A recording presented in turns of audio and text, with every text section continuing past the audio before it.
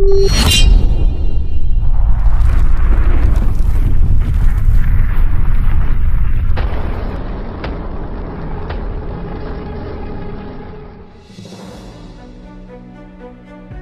membasahi tanah Papua malam itu.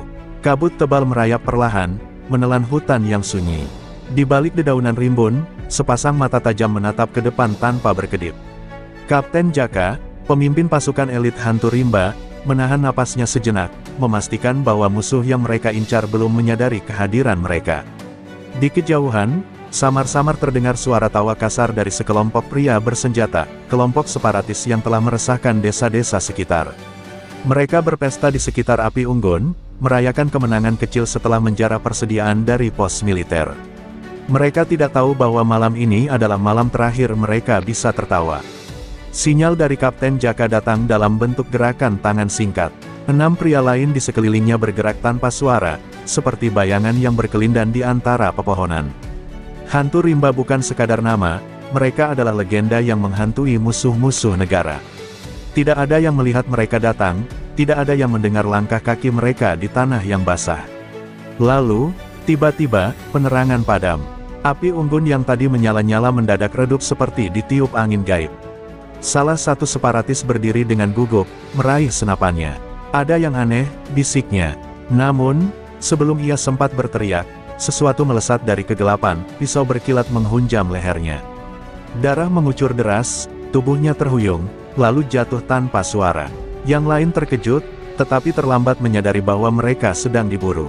Hantu rimba telah bergerak. Dalam hitungan detik, satu persatu separatis tumbang tanpa sempat membunyikan alarm. Mereka seperti dihantui makhluk tak kasat mata. Beberapa dari mereka mencoba menyalakan senter, tetapi yang mereka lihat hanyalah pepohonan yang berayun tertiup angin malam.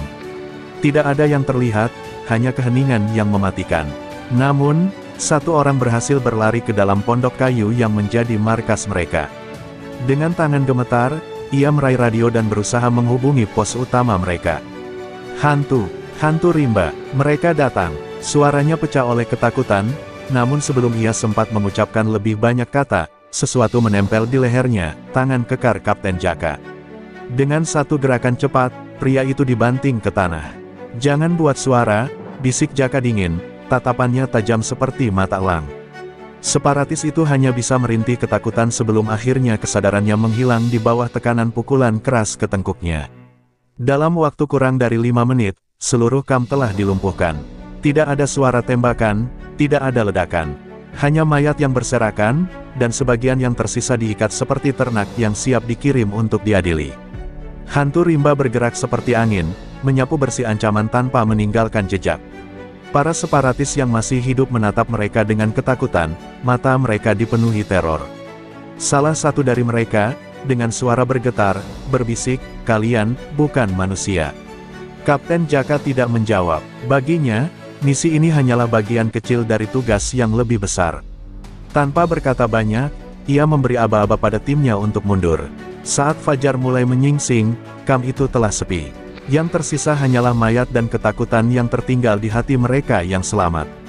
Hantu rimba telah datang, dan bayangan mereka akan terus menghantui musuh-musuh negeri.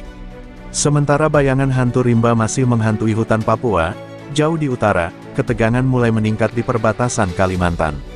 Laporan intelijen menyebutkan adanya pergerakan pasukan Malaysia yang mencurigakan di dekat garis demarkasi.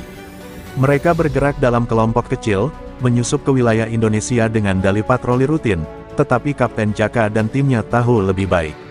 Ini bukan sekadar patroli biasa. Ada sesuatu yang disembunyikan, dan ketika musuh mencoba bergerak dalam bayangan, hantu rimba sudah lebih dulu menunggu. Malam itu, di tengah rimbunnya hutan perbatasan, sebuah regu kecil dari pasukan Malaysia berusaha melintasi sungai dengan rakit senyap. Mereka memakai seragam tempur hitam, berbicara pelan melalui radio, memastikan bahwa mereka tak terdeteksi. Namun, ketenangan yang mereka rasakan hanyalah ilusi. Mereka sudah diawasi sejak 1 jam yang lalu. Kapten Jaka dan timnya bersembunyi di antara pepohonan, menyatu dengan gelapnya malam. Mereka tidak hanya menunggu, mereka memburu. Tiba-tiba, suara gemerisik terdengar dari arah kanan, salah satu prajurit Malaysia refleks mengangkat senjatanya. "Apa itu?" bisiknya. Namun, Sebelum jawaban datang, salah satu dari mereka menghilang begitu saja ke dalam kegelapan hutan. Tidak ada suara tembakan, tidak ada jejak yang tersisa. Hanya keheningan yang semakin menyesakkan. "Sial, siapkan senjata," seorang perwira berbisik keras, namun kepanikannya terasa jelas. Mereka tahu ada sesuatu di luar sana. Sesuatu yang tidak terlihat, tetapi mengintai mereka dengan sabar. Salah satu prajurit mencoba menyalakan senter, mengarahkan cahayanya ke sekitar. Yang mereka lihat hanyalah hutan kosong. Tidak ada musuh, tidak ada tanda-tanda pergerakan. Namun, rasa takut semakin mencekik. Tiba-tiba, radio mereka berderak dengan suara statis. "Hantu, hantu rimba," suara lemah seseorang terdengar. Itu suara rekannya yang tadi menghilang. Tapi suaranya putus-putus, seakan tercekik. Lalu, tiba-tiba, hanya suara sunyi. Dalam hitungan detik, serangan kilat terjadi. Hantu rimba bergerak tanpa suara, menaklukkan musuh satu persatu. Teriakan tertahan terdengar di udara saat pasukan Malaysia yang tersisa mencoba bertahan, tetapi mereka tidak bisa melihat siapa yang menyerang mereka. Mereka berhadapan dengan bayangan. Mereka mencoba melarikan diri ke rakit, tetapi yang mereka temukan hanyalah arus sungai yang telah menghapus jejak rekan-rekan mereka. Ketika fajar mulai menyingsing, hanya satu orang yang tersisa, gemetar, terduduk di tanah, matanya kosong menatap kehampaan. Saat matahari pagi mulai menembus hutan, Kapten Jaka berjalan mendekati satu-satunya prajurit yang selamat. Dengan suara tenang tetapi penuh ketegasan, ia berkata, "Katakan pada komandamu, jangan bermain di wilayah kami." Lalu, dengan satu isyarat tangan, timnya menghilang kembali ke dalam hutan. Seperti hantu, mereka datang tanpa terlihat, menyerang tanpa suara, dan pergi tanpa jejak. Dan di seberang perbatasan, kabar ini akan menyebar, tentang pasukan yang tidak terlihat, tentang bayangan yang menelan siapa saja yang berani melangkah terlalu jauh. Mentari sore mulai tenggelam di balik pegunungan Papua, menciptakan siluet kemasan di cakrawala. Di sebuah desa kecil yang tersembunyi di balik rimbunnya hutan, seorang wanita muda bernama Rosalia tengah mengajar sekelompok anak-anak dengan penuh semangat. Di matanya, pendidikan adalah senjata terkuat untuk membebaskan mereka dari kebodohan dan ketakutan. Namun, di luar kelas sederhana yang hanya berdinding kayu, bahaya mengintai. Kelompok separatis mengawasi gerak-geriknya, menganggapnya ancaman karena mengajarkan nasionalisme dan cinta tanah air kepada anak-anak Papua. Malam itu, di sebuah pondok kecil tempat Rosalia tinggal, seorang pria tua yang merupakan kepala desa datang dengan wajah cemas. "Ibu guru, saya dengar mereka tidak suka dengan apa yang ibu ajarkan. Mereka bilang ibu harus pergi," suaranya bergetar. Rosalia tersenyum tipis, tetapi matanya menunjukkan keteguhan yang tak tergoyahkan. "Saya datang ke sini bukan untuk menyerah, Pak. Anak-anak ini berhak mendapat masa depan yang lebih baik," jawabnya pelan. Namun jauh di dalam hatinya, ia tahu bahwa waktu semakin menipis. Ancaman yang selama ini berbisik di balik bayang-bayang kini semakin nyata. Di tempat lain, Kapten Jaka dan pasukan hantu rimba baru saja tiba di pos militer terdekat setelah operasi rahasia di perbatasan. Namun, istirahat mereka tak berlangsung lama. Seorang informan dari desa Rosalia datang dengan wajah pucat, membawa kabar buruk. Kelompok separatis merencanakan sesuatu terhadap sang guru. Mereka menganggapnya sebagai pengkhianat, mereka akan menculiknya malam ini. Katanya tergesa-gesa. Tanpa membuang waktu, Kapten Jaka menginstruksikan timnya untuk bergerak. Baginya, menyelamatkan satu nyawa yang berjuang untuk negeri ini sama pentingnya dengan menghancurkan musuh. Namun, mereka terlambat. Malam telah jatuh, dan kegelapan membawa malapetaka. Ketika tim hantu rimba mendekati desa, mereka melihat asap membubung tinggi ke langit.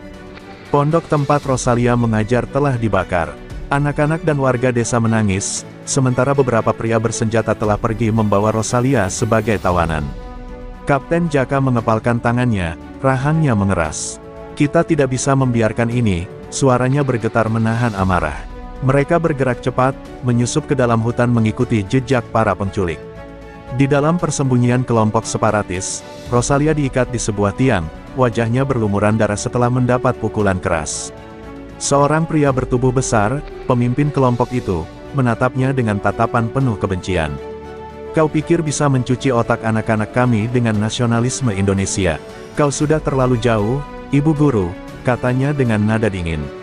Rosalia menatapnya tanpa rasa takut.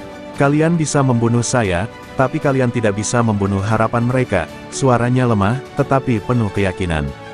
Di luar gubuk tempat Rosalia disekap, bayangan-bayangan mulai bergerak di antara pepohonan. Hantu rimba telah tiba. Tidak ada suara, tidak ada peringatan. Malam ini, mereka akan membawa teror bagi para separatis, sama seperti yang mereka lakukan pada musuh-musuh sebelumnya. Kapten Jaka menarik napas dalam, menatap tajam ke arah markas musuh. Kita ambil Rosalia, dan kita habisi mereka semua. Dan saat sinyal diberikan, malam itu berubah menjadi mimpi buruk.